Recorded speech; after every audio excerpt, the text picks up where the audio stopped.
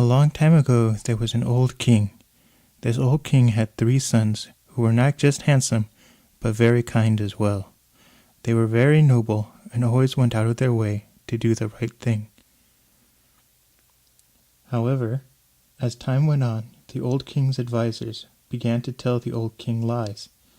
The advisors told the old king that his 3 sons were getting impatient for the throne and that they were plotting to take over control from the old king.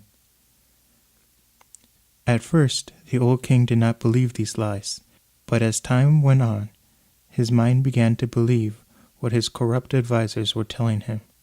The old king was also aware that he was indeed getting older, and he might not be able to be king for much longer.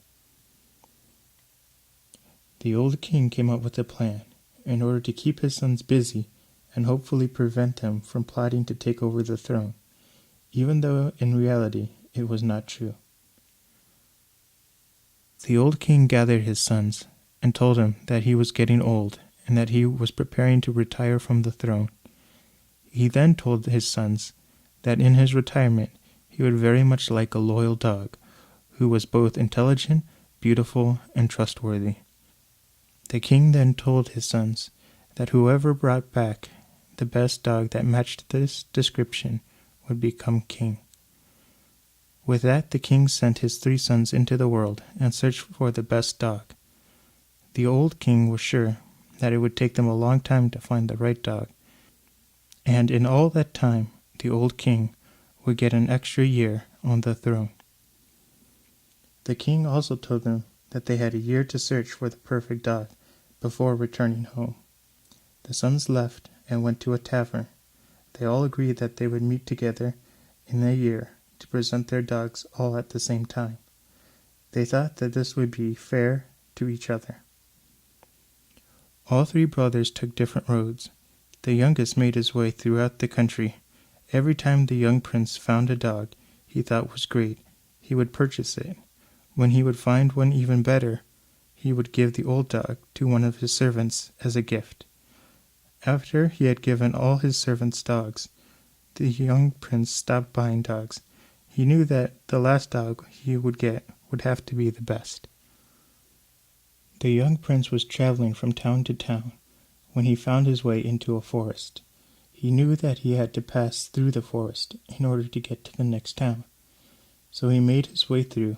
As he followed the path, darkness fell, and to make matters even worse, a large storm arrived overhead.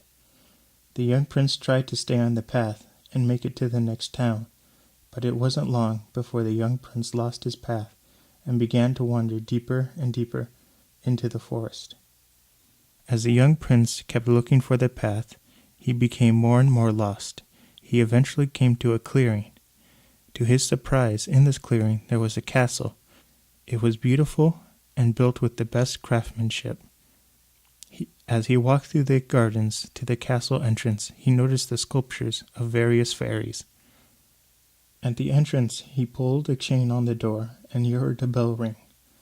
Instantly, the door opened, and to his surprise, he saw several floating torches, as if being held by invisible people, coming toward him. Then he felt the invisible hands gently pushing him in. At first, he was afraid of entering the castle with invisible people. Then he started to hear the invisible people begin to chant. In the chant, they told him there was no danger to fear, that they would take good care of him, and that he would be the one to break the spell that fell on the beautiful lady. After hearing this, the young prince began to relax. He didn't know what the words could mean. Still, the gentle invisible hands kept pushing him deeper into the castle. The hands took him to a bedroom. Once inside, the young prince noticed that there was already fresh clothes set out for him and a warm bath. The prince removed his wet clothes, cleaned himself, then put on the new clothes that were waiting for him. The young prince noticed that the bed was made up for 2 people, and he wondered who else used this room. As soon as he saw this, he saw several small figures that barely came up to his knee. They were wearing cloaks, and he could not see what form they took. They approached him and one of the figures removed her cloak. It turned out to be a beautiful white cat. Then the white cat began to speak. She told the young prince that he was welcome here, and that he would be taken care of during his stay. The young prince, a little surprised at the talking cat, quickly recovered from his shock, and told the white cat that he was very happy to have found this place, and that she was very kind already to have treated him so well. The white cat then told the young prince that he had made it just in time for supper, and that he was to join her in the dining room to eat. There they would be able to continue this conversation. The young prince felt the invisible hands guiding him until he found himself in the dining room, where he was greeted by the white cat. They ate together. The cat ate rats and mice, and the young prince ate a delicious prepared food for a human. Once they were finished, the prince noticed a portrait hanging on the other side of the room. He turned to the white cat and asked permission to go view it. The white cat sighed and told him that he was free to do so. The young prince noticed that the white cat was saddened by this.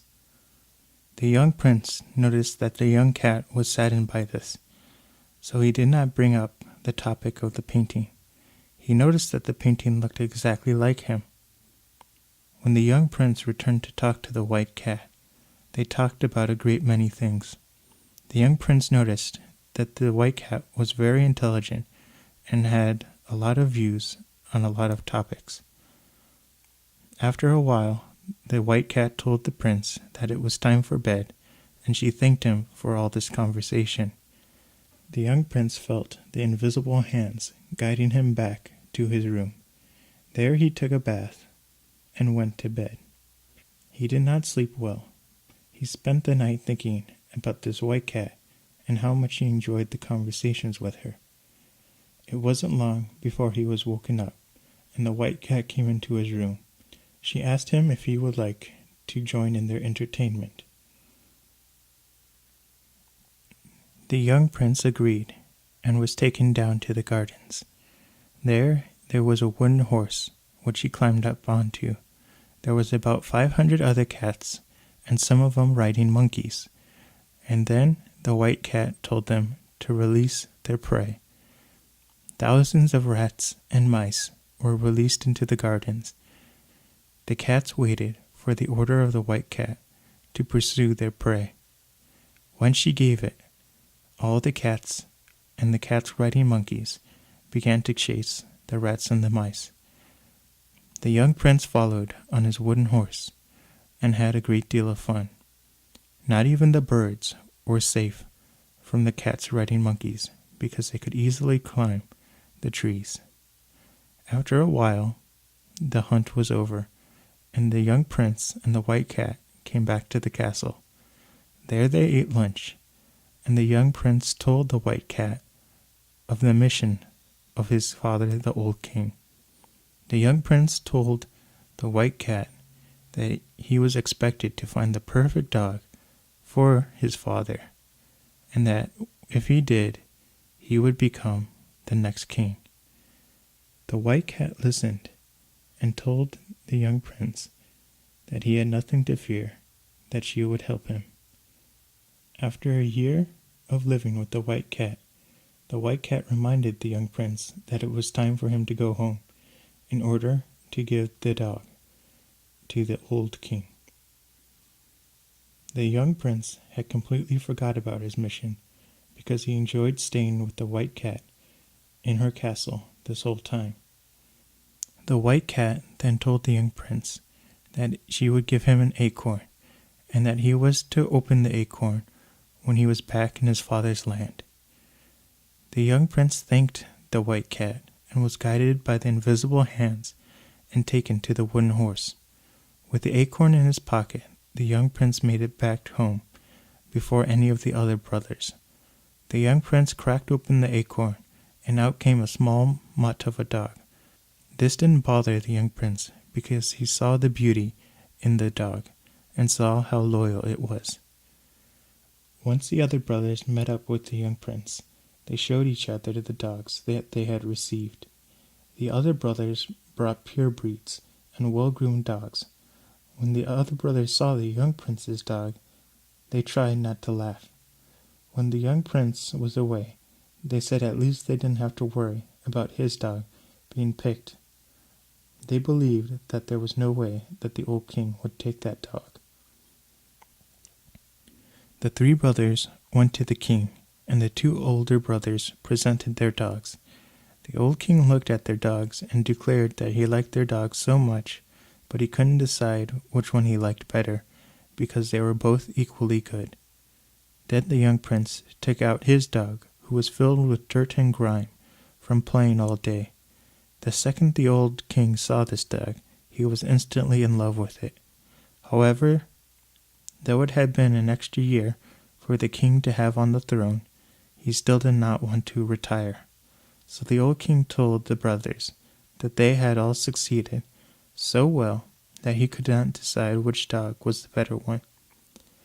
The old king then told the three brothers that they must take another year and go in search of a cambric, which is a closely woven white linen that was so fine that it could be put through the eye of a small needle. The three brothers knew that this would be very hard and would take them a great deal of effort.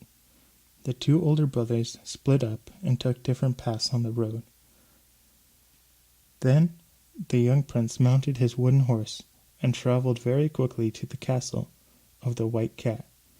The second he arrived, the invisible hands helped him off the horse, and once he was safely on the ground, the white cat came out to greet him.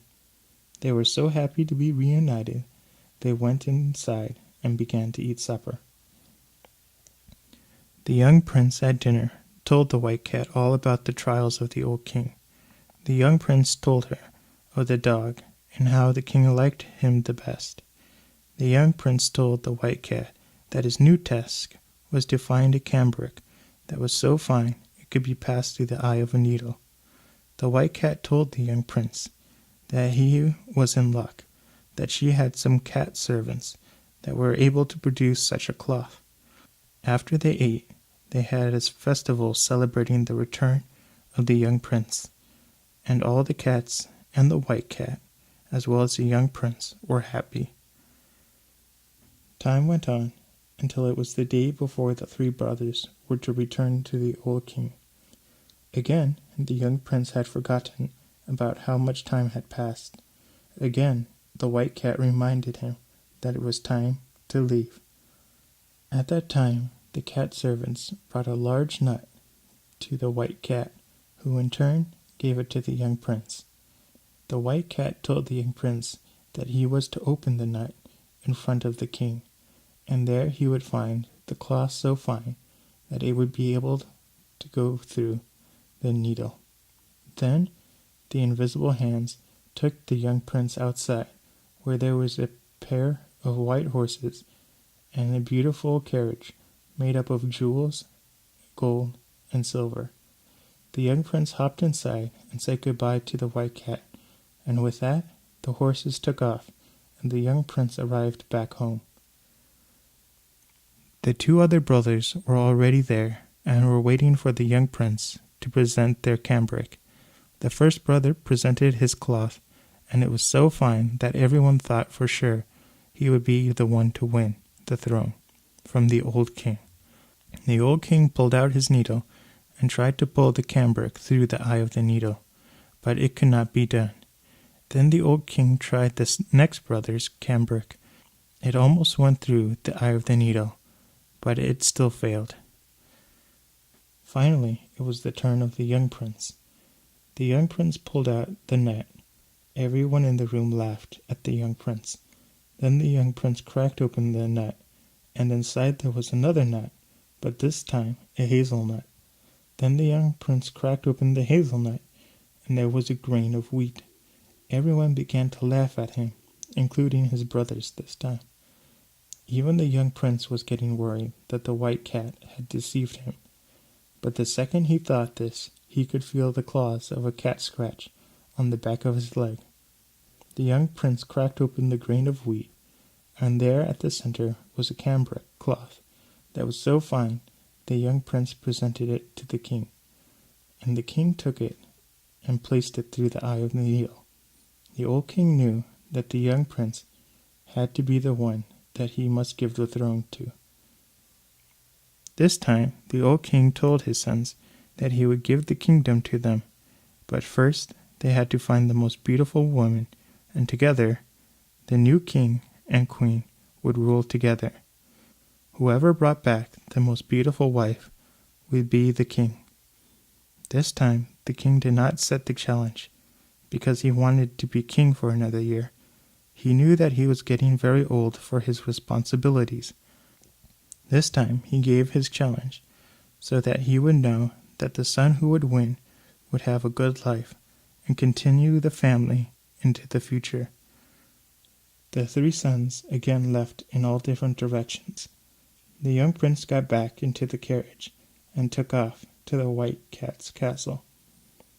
Once there, the young prince told the White Cat what his father asked of his brothers. The White Cat told him that he was free to stay for the year.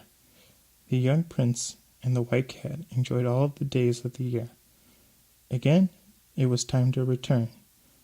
This time, the White Cat told the young prince that it was up to him and him alone to find a woman. The young cat told the prince that he must cut off her head and her tail and throw them into the fire. The young prince was horrified and refused to do it. Then the White Cat told him and begged him that he alone must do it. With tears in his eyes, the young prince pulled out his sword and chopped off the head and tail of the cat and threw them into the fire. The second that the head and the tail landed in the fire, out emerged the most beautiful woman. The White Cat had become the princess. The princess, smiling, and to the wonderment and shock of the young prince, told him that he must not think that she had always been the White Cat, and that she was in fact of royal blood. The young prince asked how it was that the princess had become the White Cat, and the princess told him. She told him that her father was in charge of 8 kingdoms, and that he loved her mother very much. He often supported her travels to distant lands to learn of other cultures. While she was studying one culture, she found a rumor of a secret land full of fairies. She found the entrance to this place, but she was not allowed to pass the gate. She was pregnant with the princess at the time, but she still desperately wanted to see the fairies. So the queen stayed at the gate until she grew faint from lack of food and passed out. She woke to find an old woman sitting there looking at her. It turned out that this woman was a fairy, and she asked the queen why she stayed there at the gate until she was ill. The queen told her that she very much wanted to enter the land of the fairies and would do anything to do so. The fairies listened to this and told her that they would let no one into their land, but they would let her in and take as much magical fruit as she could transport on one condition.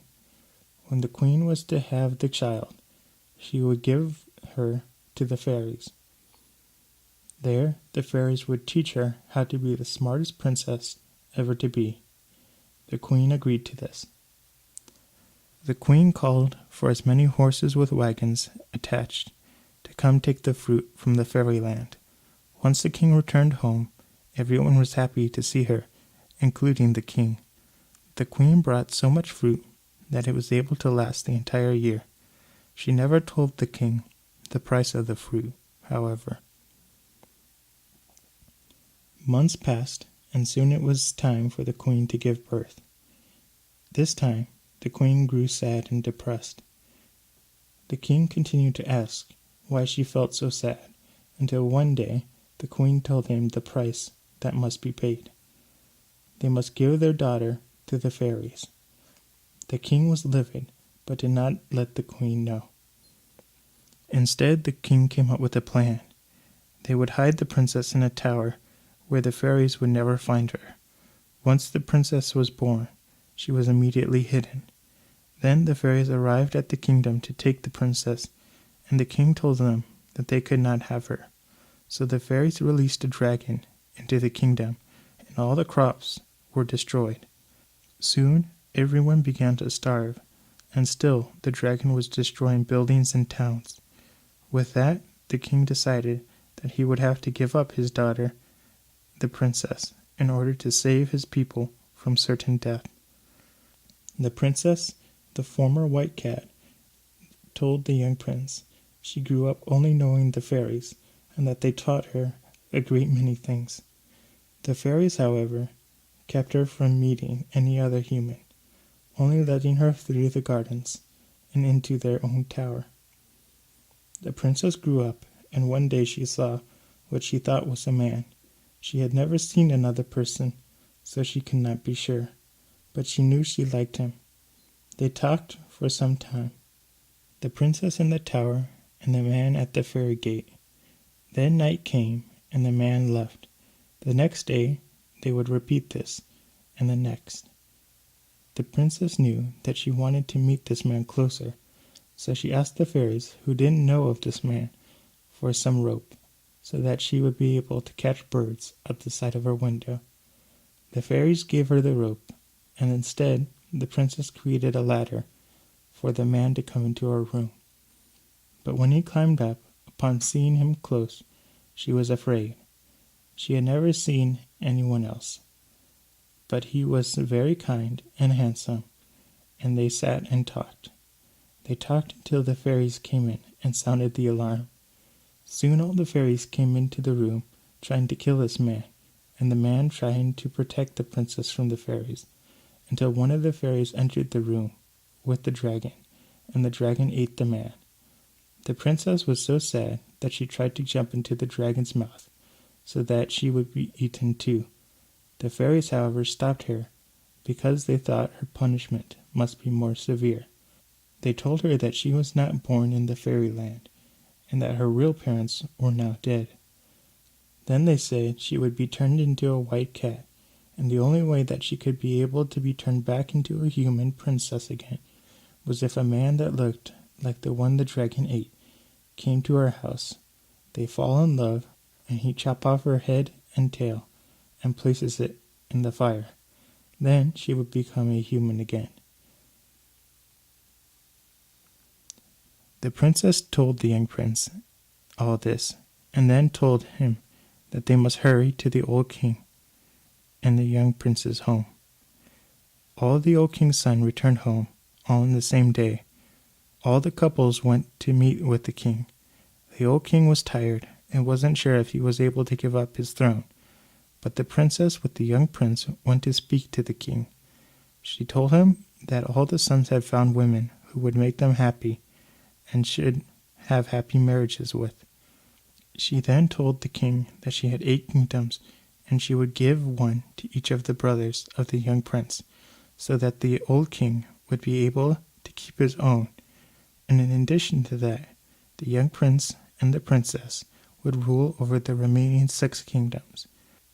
The old king was overjoyed with this outcome, and the whole family lived happily to the end of their days.